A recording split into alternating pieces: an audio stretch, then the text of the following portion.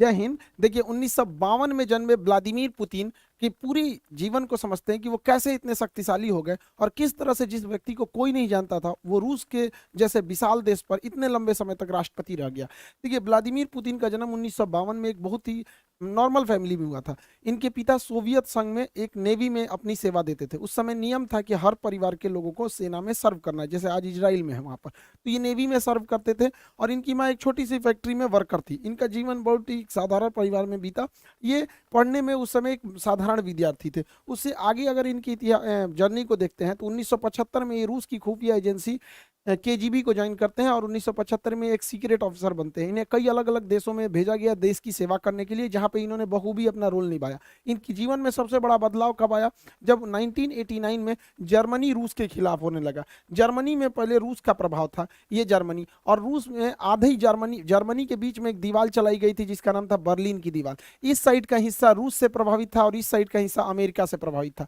लेकिन जर्मनी में ये जो बर्लिन की दीवार थी ये तोड़ दी गई और पूरा का पूरा जर्मनी जो था वो अब अमेरिका के प्रभाव में जाने लगा था। इस घटना को वहां पे खड़े, वहीं पे ये अंडर कवर एजेंट थे व्लादिमीर पुतिन, उस समय केजीबी के तहत, वो देखते रह गए और देखते देखते ये बर्लिन की दीवार तोड़ दी गई और जिस जर्मनी के आधे हिस्से पर रूस का प्रभाव था, यानी उस समय के यूएसएसआर अर्थात सोवियत संघ का प्रभाव था, वो अब प्रभाव खत्म हो गया और धीरे धीरे आगे और घटनाएं खराब होती गई।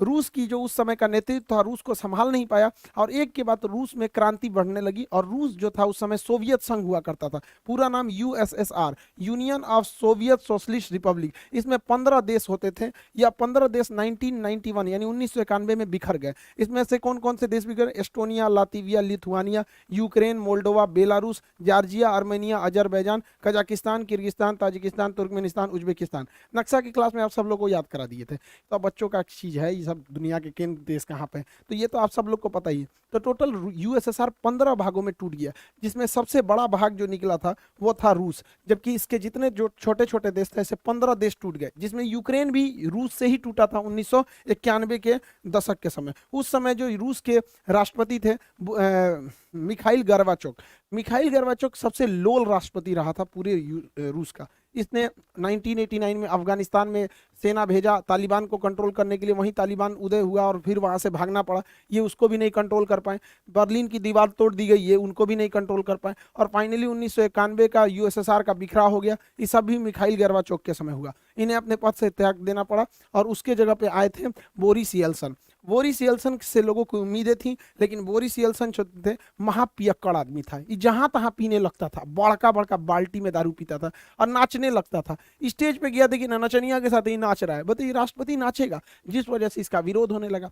बोरिस येल्सन जो थे ये सोचे थे कि रूस जो एकदम सरकारी तंत्र में फंस चुका था, क्योंकि वहां उस समय ये परंपरा थी जो कुछ होगा सरकारी होगा। और आप भारत में देखिए सरकारी चीज में जहां गए, जैसे सरकारी हॉस्पिटल में गए तो आपको फील हो जाएगा कि ये सरकारी हॉस्पिटल, फैक्ट्री में जाएंगे सरकारी फैक्ट्री तो आपको फील हो जाएगा। तो इनको लगा कि अमेरिका की तरह आगे बढ़ना है तो प्राइवेट को आगे बढ़ना पड़ेगा, तो धीरे धीरे न करना चाहिए। इन्होंने क्या किया, सरकारी मशीनरी को धीरे धीरे बंद करना चालू किया, प्राइवेट को आगे बढ़ना चालू किया। इस वजह से जो पहले से अर्थव्यवस्था थी जो चल रही थी वो भी नहीं चल पाई और दूसरा क्या हो गया कि लोगों के अंदर रोजगार जाने लगा, जिस वजह से इनका भी विरोध होने लगा बोरिस येल्सन का। हालांकि बोरिस येल्सन जो उम्मीद लाए थे वो 20 साल आगे उसका असर दिखता, लेकिन इनको उतना आइडिया नहीं था। पियक्कड़ आदमी था, जहां तहां नाचने लगता था यहाँ पर, जिस वजह से लोग इन्हें पसंद नहीं करते थे। और यही एंट्री होती है व्लादिमीर पुतिन की। ये साल हो जाता है 1991 जब यूएसएसआर टूटा और इस समय तक व्लादिमीर पुतिन लेफ्टिनेंट कर्नल बन चुके थे।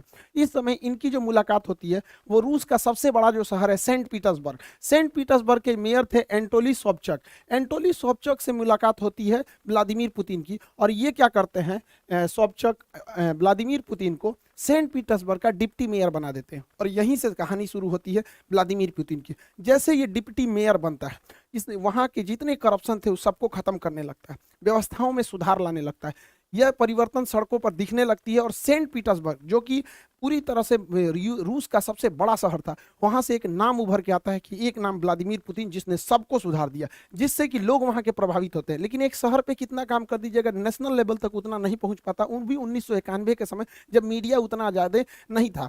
लेकिन इसकी नज़र जब व्लादिमीर पुतिन की इन कामों की देखते हुए एक बहुत ही उस समय के पावरफुल एडवाइजर हुआ करते थे, राष्ट्रपति के सलाहकार होते थे उस समय, उनका नाम था वेलेंटीना यामासूव। ये वैलेंटीना यामासोव जो थे, इनकी एक विशेषता थी कि ये उस समय के जो राष्ट्रपति थे बोरिस येल्सन, उनके ये दामाद थे। तो जिस वजह से आप समझ सकते हैं कि राष्ट्रपति का ही दामाद है तो कितना पहुंच होगा।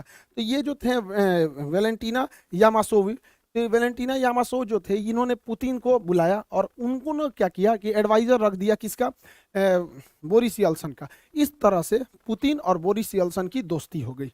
ये एक सलाहकार के तौर पर इनके पास आया और बोरिस येल्सन इन पे बहुत भरोसा करते थे और राष्ट्रपति बोरिस येल्सन पुतिन को हमेशा साथ रखते थे।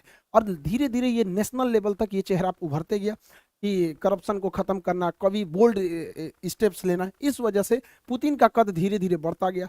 बड़ी बड़ी जिम्मेदारियां बोरिस येल्सन पुतिन को देने लगे। जनता में पुतिन लोकप्रिय होने लगा और इसी दौरान बोरिस येल्सन अपने शराबीपन की वजह से, जहां तहां नाच देने की वजह से अपनी गरिमा को खोते जा रहे थे, जिसे भरपाई करने के लिए 1999 में 1900 इधर भारत में कारगिल की लड़ाई चल रही थी और उस समय 1999 में रूस का प्रधानमंत्री बनाया गया व्लादिमीर पुतिन को। वहां पे प्रधानमंत्री को ज्यादा पावर नहीं है, वहां सारा पावर राष्ट्रपति को, और राष्ट्रपति थे बोरिस येल्सन। तो यहाँ से एक नेशनल लेवल तक पहचान बन गई पुतिन की। लेकिन पुतिन बहुत ही महत्वाकांक्षी था, वह सोचता था कि हम आगे प्रधानमंत्री से राष्ट्रपति कैसे बनेंगे, क्योंकि वहां सारा पावर राष्ट्रपति के पास था। इसने दिमाग लगाया।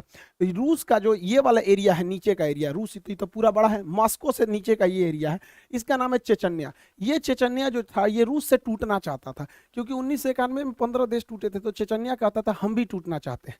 तो रूस ने ये व्लादिमीर पुतिन, चूंकि ये खुफिया एजेंट था, इसने दिमाग लगाया। उसने कहा कि एक काम करते हैं, इन्हीं को फंसा देते हैं। इसने मॉस्को में बम ब्लास्ट कराना चालू किया।